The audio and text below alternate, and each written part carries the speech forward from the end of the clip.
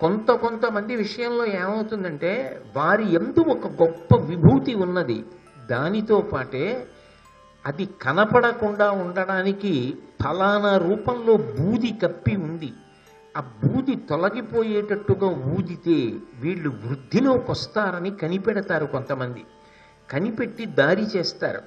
ఆ దారి చేసిన వారు ఎవరున్నారో వారి వలన ఆ విభూతి కలిగిన వ్యక్తి ద్వారా సమాజమునకు కోట్ల కోట్ల మందికి మహోపకారం జరుగుతుంది. ధర్మరాజు గారు ఒక ప్రణాళిక వేసుకోవడం ఒక ఎత్తు. ధర్మరాజు గారు ప్రణాళిక వేసుకుని తన సోదరులతో కలిసి వెళ్ళిపోతుంటే ధర్మరాజు వెళ్ళిపోయాడు, నకుల సహదేవులు వెళ్ళిపోయారు, భీమార్జునులు యుద్ధం చేస్తున్నారు అన్నది లెక్క కట్టగలిగినటువంటి సమర్థత కృష్ణ భగవానుడు. ఆయన భగవానుడు అని వదిలిపెట్టే ప్రయత్నం చెయ్యకండి. నాయకత్వ లక్షణమన్నది ఎలా ఉంటుందో, ఎంత జాగరూకులై ఉంటారో, పరిశీలించడము అనేటటువంటిది ఎంత గొప్పగా ఉంటుందో చూడండి. చూడడం అందరూ ఈ రెండు కళ్ళతోటే చూస్తారు. పరిశీలన అనేటటువంటిది మనసుకి సంబంధించినదై ఉంటుంది. మనసుకి అటువంటి అధ్యవసాయం ఏర్పడినప్పుడు వాళ్ళు నవయుగ వైతాళికులు అవుతారు. వాళ్ళు జాతి యొక్క చరిత్రని తిరగరాస్తారు. అందుకే మహాభారతంలో కృష్ణుడి యొక్క వ్యక్తిత్వాన్ని పరిశీలనం చెయ్యడము అంటే మన వ్యక్తిత్వంలో ఉన్నటువంటి లోపాలని దిద్దుకుని మనం కూడా సమున్నతమైనటువంటి లక్షణములను అలవాటు చేసుకోవడానికి కావలసినటువంటి మార్గం గురించి అధ్యయనం చెయ్యడమే. అంతే అవుతుంది. అంతటి దార్శనికుడు కృష్ణ పరమాత్మ. ఈ మాట బలరాముడితో చెప్పాడు. బలరాముడు చాలా సంతోషించాడు. ఈలోగా కర్ణార్జునుల మధ్య యుద్ధం ప్రారంభమైంది. ఇద్దరు భయంకరమైన యుద్ధం చేశారు. దేనికి యుద్ధం? ఏ కారణానికి యుద్ధం చేయాలి అంటే, ఆ వచ్చిన పిల్లవాడు మత్స్యయంత్రం కొట్టాడు, వీళ్ళు కొట్టలేకపోయారు. అంటే వాళ్ళ సహజ లక్షణం ఏమిటి అంటే, వాళ్ళు చెయ్యలేరు, ఇంకొకడు చేసిన దాన్ని ఓర్చలేరు. సృష్టిలో అందరి యందు ఈశ్వరుడు ఒకే రకమైన విభూతి పెట్టాడు.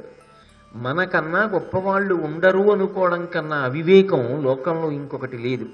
ఎప్పుడూ ఈశ్వర సృష్టిలో మనకన్నా ప్రాజ్ఞులు, మనకన్నా చాలా గొప్పవాళ్ళు ఉంటారు. అటువంటి వాళ్ళు జీవితంలో తటస్థపడితే అది ఒక అదృష్టంగా భావించాలి. ఆయన యందు అంత గొప్ప విభూతి ఉన్నది. అటువంటి వాణ్ణి చూడడం, అటువంటి వాడితో నాకు సహచర్యం కలగడం, ఆయనతో కలిసి మాట్లాడడం, ఆయన దగ్గర మెళకువలు నేర్చుకోవడం, ఆయన్ని చూసి నా పద్ధతుల్ని మార్చుకోవడం నాకు అవశ్య కర్తవ్యం అని భావించాలి తప్ప, నాకన్నా ఆయన యందు విభూతి ఎందుకు ఎక్కువగా ఉంది అని అసూయ పెంచుకుంటే దాని వలన వచ్చే ప్రయోజనం ఏముంటుంది? అసూయ తాత్కాలికమైనటువంటి సంతోషాన్ని ఇస్తుందేమో కానీ నిన్ను మాత్రం ఆ స్థాయికి పైకి ఎత్తదుగా. నువ్వంత కీర్తివంతుడివి కాలేవుగా. అయినప్పుడు అది ఎలా అనుసరణీయమైన మార్గము? ఎన్ని మాటలు దెబ్బతిన్నా జీవితంలో దుర్యోధనాదులు విడిచిపెట్టనిది అదే. ఎందుకు భారతాన్ని పరిశీలిస్తారు అంటే, ఆ ధోరణి మంచిది కాదు, అటువంటి ధోరణి జోలికి మనము వెళ్ళకుండెదము గాక. మన మనసుని మనం సువ్యవస్థితం చేసుకోవాలి. మన మనసుని మనమే మార్చుకోవాలి. ఉద్ధరేణ ఆత్మానాత్మానం అంటాడు కృష్ణుడు. ఎవరిని వారు ఉద్ధరించుకోవాలి తప్ప ఒకరిని వేరొకరు ఉద్ధరించలేరు. ఎవరికి ఆకలిస్తే వాళ్ళన్నం తినాలి, ఎవరికి దాహం వేస్తే వాళ్ళు నీళ్లు తాగాలి. ఎవడు జీవితంలో వృద్ధిలోకి రావాలనుకుంటున్నాడో వాడు మంచి అలవాట్లు నేర్చుకుని మంచి మార్గంలో ప్రయాణం చెయ్యాలి. అంతే తప్ప జీర్ణమునకు ప్రమాదమును కల్పించే పదార్థాన్ని తిని శరీరానికి బలం రమ్మంటే ఎక్కడి నుంచి వస్తుంది? శరీరానికి బలం కావాలి అనుకుంటే బలమిచ్చే పదార్థాన్ని తినాలి. సుగుణములను అలవాటు చేసుకుంటే వ్యక్తిత్వము దిద్దబడుతుంది. ఎందుకు అర్జునుడితో యుద్ధం చేయడం అంటే దానికి అర్థమేమి ఉండదు. వాళ్లతో పాటు యుద్ధం చేసిన వాళ్ళల్లో శల్యుడు ఒకడు. ఆయన భీముడితో యుద్ధం చేశాడు, ఎందుకంటే ఆయనకి మల్ల యుద్ధం ఇష్టం. భీముడు ఎత్తి శల్యుడిని కింద పారేశాడు. చిత్రం ఏమిటంటే, ఈశ్వరానుగ్రహము అన్న మాటకి అంత గొప్పతనం ఉంటుంది. ఇంత యుద్ధం జరుగుతున్నా వాళ్ళు ఎవరై ఉంటారన్నది వాళ్ళు గమనించలేకపోయారు. ఎందుకు గమనించలేకపోయారు అంటే, ఐదుగురు లేరుగా, ఇద్దరేగా. ఇద్దరే ఉన్నారు కానీ ఐదుగురు లేరుగా. సాధారణంగా వాళ్ళు ఐదుగురు లేకుండా ఉండదుగా, ఐదుగురు ఉండాలిగా, ఇద్దరేగా కనపడుతున్నారు. అలా వాళ్ళు అనుకోవాలని ధర్మరాజు గారు వెళ్ళిపోయాడు నకుల సహదేవులతో. అది ఆయన బుద్ధి వైభవం. ఆయనకి ఆ ఆలోచన తట్టింది అంటే ప్రచోదయాత్, ఆ బుద్ధిని కల్పించినవాడు పరమాత్మ. ఆయన ఎక్కడో లేడు, అక్కడే ఉన్నాడు. అటువంటి బుద్ధి ఎందుకు వస్తుంది? మంచి గుణముల వలన వస్తుంది. ఆ మంచి గుణములు కానప్పుడు ఆ బుద్ధి ఎందుకు వస్తుంది? అసూయ ఒకటే మిగులుతుంది. అందుకే వాళ్ళు యుద్ధం చేస్తున్నారు. ఎదురుగుండా ఉన్నవాడు అర్జునుడు అన్న విషయాన్ని కర్ణుడు గుర్తు పట్టనే లేకపోయాడు. కానీ ఆయన ఉద్దేశ్యం ఏమిటి, ఆభిజాత్యం ఏమిటి, ఆయన యొక్క అహంకారం ఏమిటంటే నేను కర్ణుణ్ణి కాబట్టి నాతో యుద్ధం ఏం చేస్తాడు? ఈ అస్త్రం కాకపోతే ఇంకో అస్త్రం వేస్తాను. పట్టుబడిపోతాడు. పట్టుబడితే ఏం చేస్తావు? ఏమో మనసులో ఏ దుర్బుద్ధి ఉందో మనం చెప్పలేము. ద్రౌపది తమకు దక్కలేదు కాబట్టి ఆయనకు దక్కింది కాబట్టి వాళ్ళు ఏమైనా చేస్తారు. అందుకు కాకపోతే యుద్ధం ఇంకెందుకు? కాబట్టి అదే పనిగా అస్త్రప్రయోగం చేస్తూనే ఉన్నాడు కర్ణుడు. ఎన్ని అస్త్రములను ప్రయోగించాడో ధీటుగా వాటికి సమానమైన అస్త్రప్రయోగం చేసి కర్ణుణ్ణి నిగ్రహించాడు అర్జునుడు. రామాయణంలో రాముడిలా భారతంలో కృష్ణుడు ఉండడు.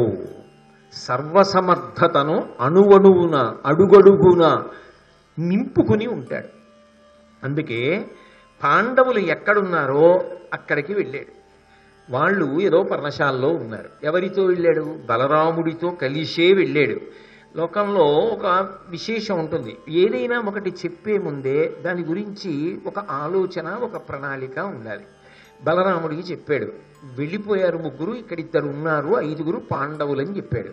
ఇప్పుడు తనకి చూడకుండా ఉండలేడు. ఆయన ప్రేమ అటువంటిది. ఎందుకంత ప్రేమ అంటే బంధుత్వము వలన కాదు, వాళ్ళ ధర్మానుష్ఠాన బలము వలన. పాండవులు పరమధర్మాత్ములు. అంత ధర్మాత్ములైనటువంటి పాండవులను చూడకుండా ఉండలేని బలహీనత భగవానుడి. అంటే దీని వలన పూనికి ఎవరికి కలగాలి? ఎవడు ధర్మాన్ని పట్టుకున్నాడో వాడు భగవంతుణ్ణి చూడటం కాదు, వాణ్ణి చూడకుండా భగవంతుడు ఉండలేడు.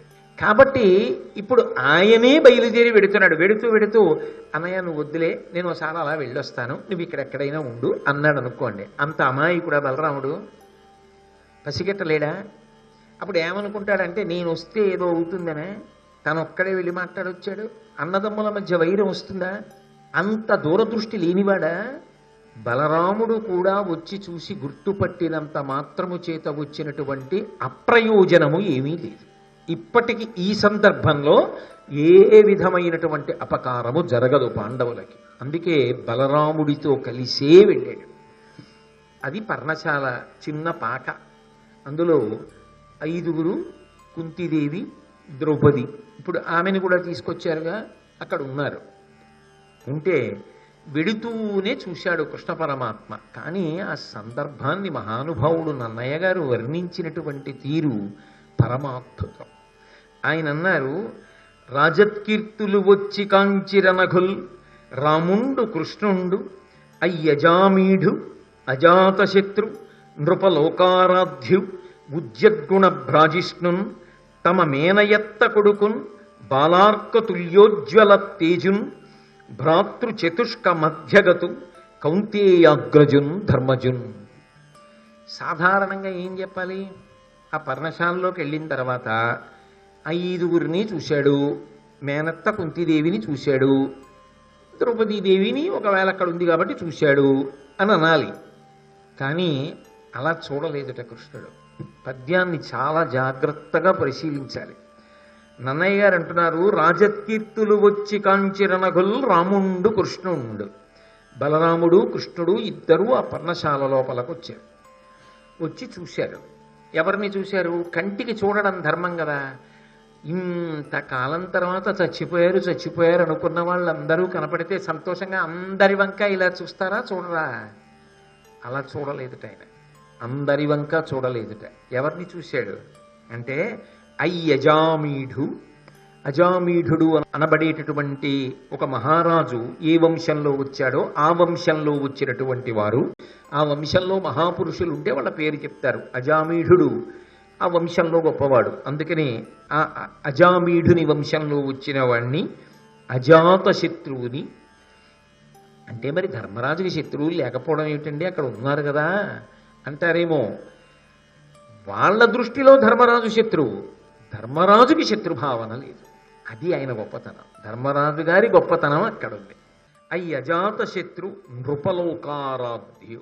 ఇది చాలా పెద్ద మాట కదండి. అన్నయ్య గారు అంటున్నారు, నృప అంటే రాజు, నరపతి, రాజుల యొక్క లోకమునకంతటికీ కూడా ఆరాధ్యుడు. అంటే ఈ రాజులందరి చేత కూడా ఈయన సేవింపబడుతూ ఉంటాడు.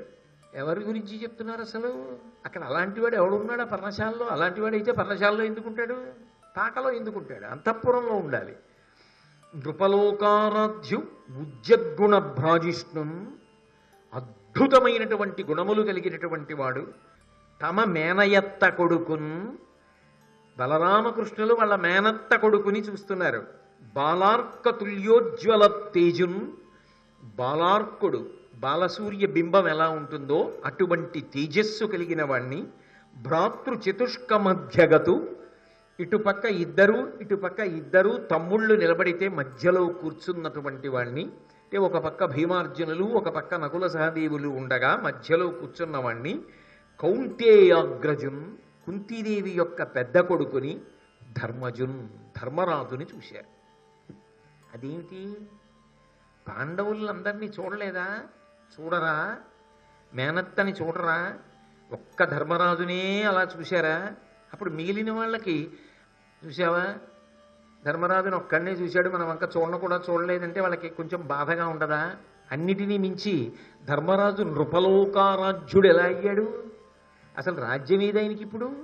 మిగిలిన రాజులు ఆయన్ని సేవించడం ఏమిటి అంటే, మీరొక్కటి జ్ఞాపకం పెట్టుకోండి. పాండురాజు గారు సంతానాన్ని పొందాలి అని అనుకున్నప్పుడు మొట్టమొదట తనకి పెద్ద కొడుకైనటువంటి వాడు పరమ ధర్మాత్ముడైన వాడు కావాలి అని కోరుకున్నాడు. ఎందుకో తెలుసా? వెనక ఎన్ని ఏనుగల బలమున్నవాడైనా, వాయుసుతుడైనా, ఇంద్రుడి యొక్క కుమారుడైనా, గాంధీవం పట్టుకోగలిగిన వాడైనా, అక్షయ బాణతూడీరములు వెనక కట్టుకోగలిగిన వాడైనా, రెండు చేతులతో బాణములు ప్రయోగించగలిగిన వాడైనా, సకల శస్త్రాస్త్రములు తెలిచున్నవాడైనా, ధర్మము ముందు లేకపోతే నశించిపోతుంది. ధర్మము ముందుంటే రక్షింపబడుతుంది. అందుకే ముందుకి ధర్మాన్ని పెట్టుకున్నాడు. తాను లేకపోయినా, అప్పటికే శాపగ్రస్తుడు, పెద్దన్నగారు తండ్రి అవుతాడు కాబట్టి ఆ తండ్రిని వీళ్ళు అనుగమిస్తారు పెద్దన్నగారిని.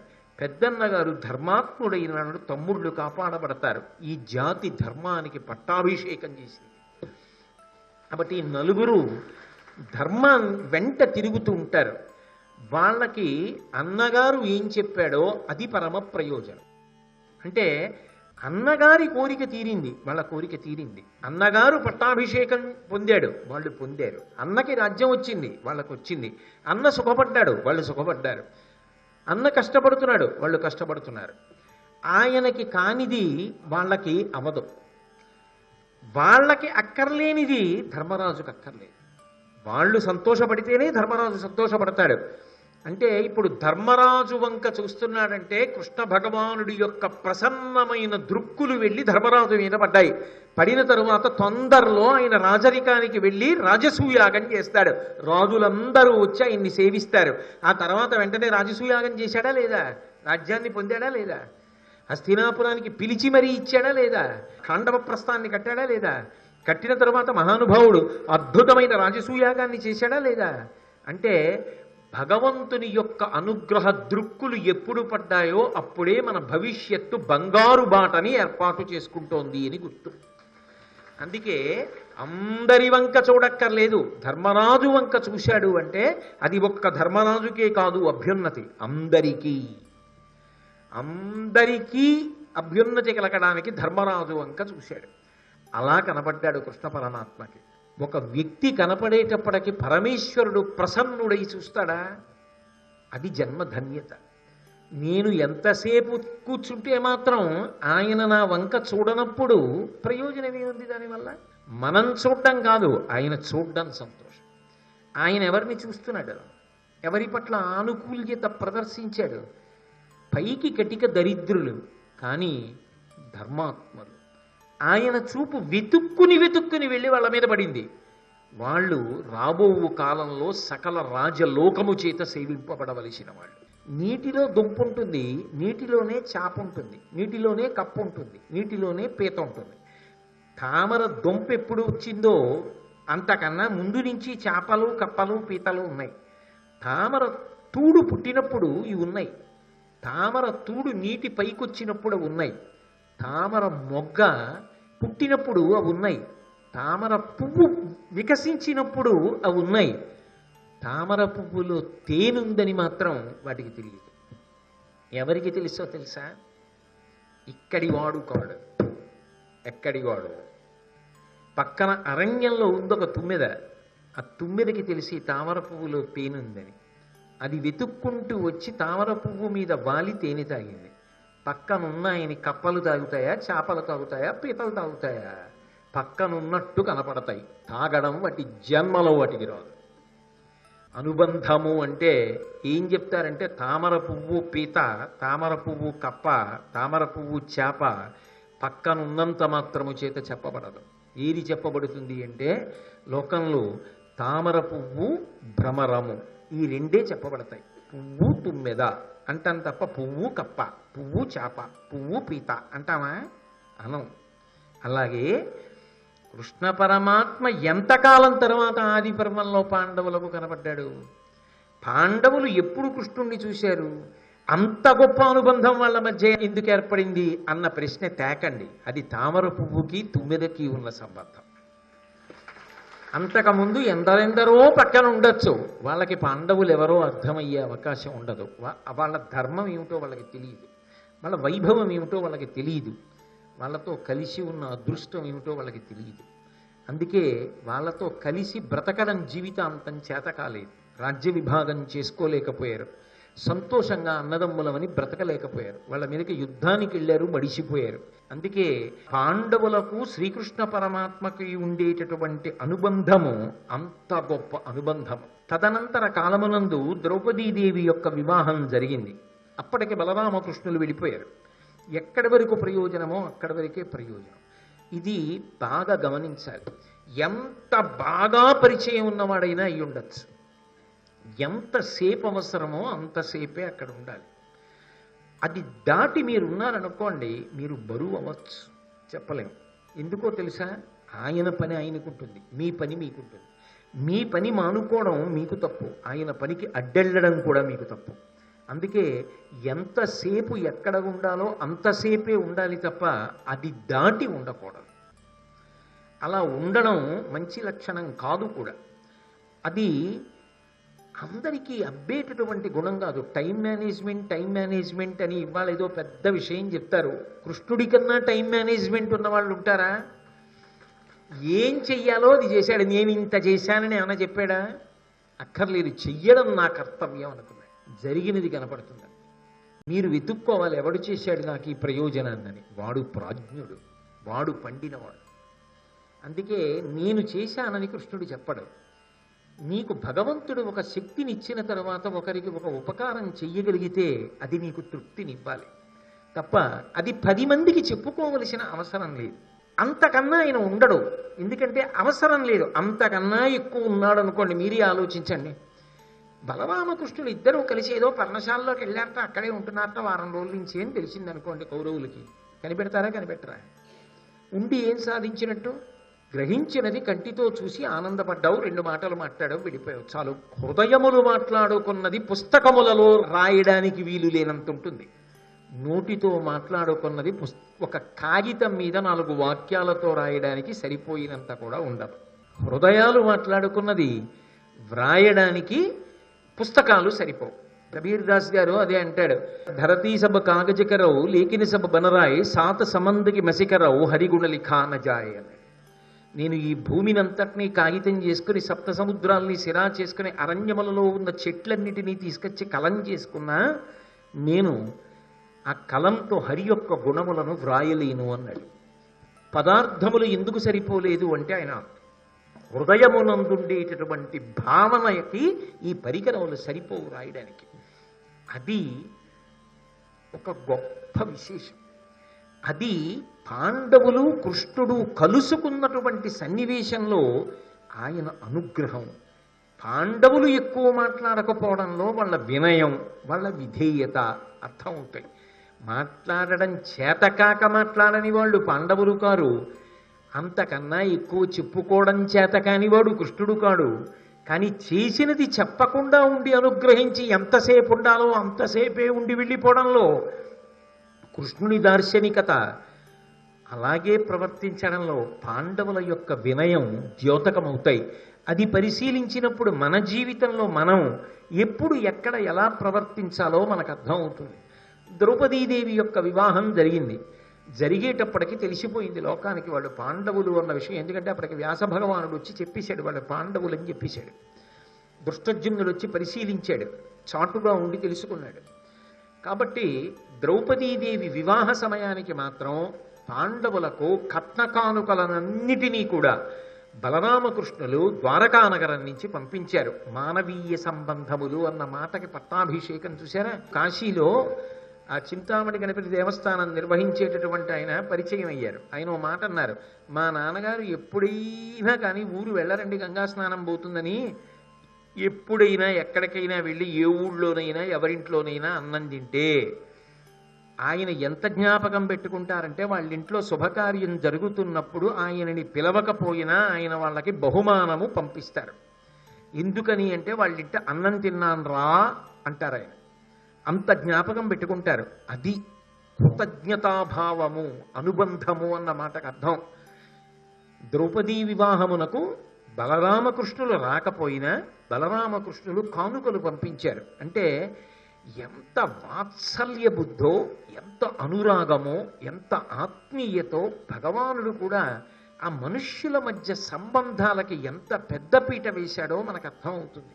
కాబట్టి అలా మనం కూడా బ్రతకడం నేర్చుకోవడం రావాలి అని భారతాన్ని మనకిచ్చారు తప్ప ఎప్పుడో జరిగిపోయిన కథ కింద చదువుకోండి అని ఇస్తే అది దేశకాలములతో సంబంధం లేకుండా మనిషికి అన్ని గుణములను ఇచ్చి జీవితాన్ని దిద్దగలిగినటువంటి పరమోత్కృష్టమైనటువంటి గ్రంథం. రామకృష్ణ పరమహంస సత్పురుష సహవాసం గురించి ఒక అద్భుతమైన మాట చెప్తారు. ఏనుగు ఎవ్వరి మాట వినకపోవచ్చు. అది ఇంతకు ముందు మహాబలిష్టమైనటువంటి ఏనుగు. ఇప్పుడంటే ఒక మావటి దగ్గర ఉంది కాబట్టి కొంచెం సూక్షించింది, అది స్వేచ్ఛగా తినే అవకాశం లేకపోవచ్చు. అయినా దాని సహజమైన లక్షణం దానికి ఉంటుంది. అది అలా వెళ్ళిపోతోంది అనుకోండి, ఆ అరటి చెట్టుకు గెల ఉంటే దాన్ని పట్టుకుని లాగే ప్రయత్నం చేస్తుంది. కంచిలో కామాక్షి పరదేవత సుప్రభాత వేళ అవగానే అమ్మవారికి సుప్రభాతంలో తలుపులు తెరిచే ముందరే తీసుకొచ్చి ముందు ఒక ఆవుని నిలబెడతారు. దాని వెనక ఏనుగు వస్తుంది. ఆ ఆవు అమ్మవారి వైపు పృష్ఠభాగం ఉంచుతుంది. కామాక్షి పరదేవత దేవాలయ తలుపులు తెరవగానే ఆవిడ మొదటి దృష్టి వెళ్ళి ఆ గోవు యొక్క పృష్ఠభాగం మీద పడుతుంది. పృష్ఠభాగాన్ని పూజ చేస్తారు. ఏనుగు అక్కడికే వచ్చి నిలబడుతుంది.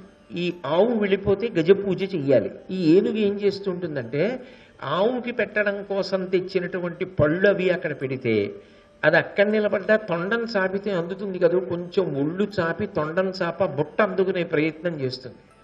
మావటి చేతిలో ఉన్న అంకుశంతో ఇలా అంటాడు, తొండం వెనక్కి తీసేస్తుంది. సత్పురుష సహవాసానికి ఉన్న గొప్పతనం ఏమిటంటే కోట్ల జన్మలుగా వస్తున్నటువంటి రజోగుణ తమో గుణములకు సంబంధించినటువంటి వాసన బలం విరుగుతుంది. ఆయనతో కలిసి తిరగడంలో అద్భుతమైనటువంటి పుణ్యకార్యములు చెయ్యగలుగుతాడు. మనసు సాత్వికమవుతుంది. సమాజ హితము కొరకు ప్రవర్తిస్తాడు. కీర్తిని సంపాదించుకుంటాడు. మంచి మర్యాద అనే 2 పదములు జీవితంలో బాగా అన్వయమవుతాయి. అందుకే పెద్దలు ఒక మాట చెప్తారు, కోట్ల రూపాయలు పోయినా పర్వాలేదు, సత్పురుష సహవాసాన్ని మాత్రం జీవితంలో వదిలిపెట్టుకో. కోట్ల రూపాయలు పోతే మళ్ళీ సంపాదించగలవేమో, ఒక్కసారి సత్పురుష సహవాసము జారిపోతే ఇక నీకు మళ్ళీ లభిస్తుందన్న విశ్వాసము మాత్రము ఉండదు. అది ఎన్ని జన్మల తర్వాతో లభించాలంతే. అందుకే శంకర భగవత్పాదులంతటి వారు భజగోవిందం చేస్తూ సత్సంగత్వే నిస్సంగత్వం, నిస్సంగత్వే నిర్మోహత్వం, నిర్మోహత్వే నిశ్చలతత్వం, నిశ్చలతత్వే జీవన్ముక్తి అంటారు. ధర్మాత్ములతోడి విడిపోవడం ఆపదలను కొని తెచ్చుకోవడం. ధర్మాత్ములతోడి కలిసి ఉండడం భగవంతుని యొక్క అనుగ్రహమునకు పాత్రుడై ఆపదలు దాటడానికి కవచాన్ని కట్టుకోవడం. అందుకే విదురుడితో కలిసి ఉన్న పాండవులు పరమధార్మికుడైనటువంటి వాడితో కలిసి ఉన్నారు. అటువంటి ధార్మికుడి యొక్క రక్షణలో ఉన్నవారిని చెనకడం సాధ్యం కాదు. అందుకే విదురుడితో వెళ్ళడం శుభ పరంపరలకు నాంది. పరమధర్మాత్ముడైన వ్యక్తి ఒక సంకల్పం చేశాడనుకోండి, వాళ్ళు బాగుండాలి అనుకున్నాడు అనుకోండి, ఈశ్వరుడు అంగీకరించి సంతోషిస్తాడు. ఎందుకంటే ఆయన 10 మందిని మోసగించి బ్రతకాలనుకునేవాడు కాదు, 10 మంది సంతోషంగా ఉండడం కోసం బ్రతికేవాడు. ఆయన జీవితం త్యాగమయమై ఉంటుంది. ఎవడి జీవితము త్యాగమయమై ఉంటుందో అటువంటి వాడి యందు ఈశ్వరుడి యొక్క అనుగ్రహ దృక్కులు ప్రసరిస్తాయి. త్యాగేనైకే అమృతత్వమానసు అంటుంది వేదం. అందుకే అటువంటి ధర్మాత్ముడైనటువంటి విదురుడితో వీళ్ళు కూడి ఉండడం, వీళ్ళు శుభ పరంపరలు పొందడానికి నాంది వాక్యం. కాబట్టి ఎందుకు భయపడతారు? మీరు ఈ విదురుడితో పంపండి. కృష్ణ పరమాత్మ ఏ మాట చెప్తాడో ఆ మాటని మనం జీవితంలో ఒడిసి పట్టుకోవాలి. అది కేవలం పాండవుల వరకు అన్వయము అని అనుకోకూడదు. మన జీవితంలో కూడా అందుకే అందరికన్నా మనం చాలా చాలా జాగ్రత్తగా ఉండవలసింది ఎవరి విషయంలో అంటే ధార్మికుల విషయంలో చాలా జాగ్రత్తగా ఉండాలి. వాళ్ళతోడి సహవాసము తెగిపోకుండా చూసుకుంటూ ఉండాలి. శ్రీ ఉమామహేశ్వర పరబ్రహ్మార్పణమస్తు. స్వస్తి.